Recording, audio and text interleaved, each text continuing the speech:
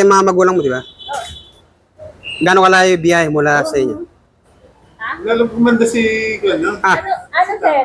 Mula sa inyo hanggang Isabela, ilang oras biyahe? Ano lang, sir? 1 hour. 1 hour. Ilang araw ba kasal doon? Ha? Ilang araw? Yung, Di ba may kanya, may mga celebration ba? hindi, sir, one day lang. 1 day. Saan simbahan? Methodist. Methodist. Pare din yun, di ba? Pastor. Pastor. Bakit ano yung mga lilin? Methodist. Siya. Catholic. Pero nasuot ko, mama. Ah, Pero pagka nakasal na, ano, sa tingin mo, ano yung nagustuhan mo sa kanya? Yung isang katangian? Siyempre, di ba?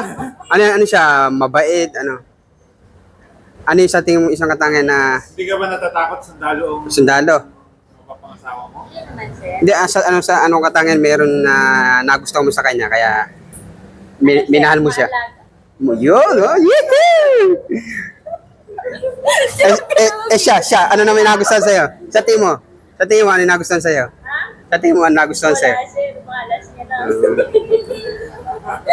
Ay, kasi may nagtanong kasi nakaraan, saan daw kayo una nag-date? Nagtanong eh. Saka na, sir. Pag-isipan mo muna yung sabi ko.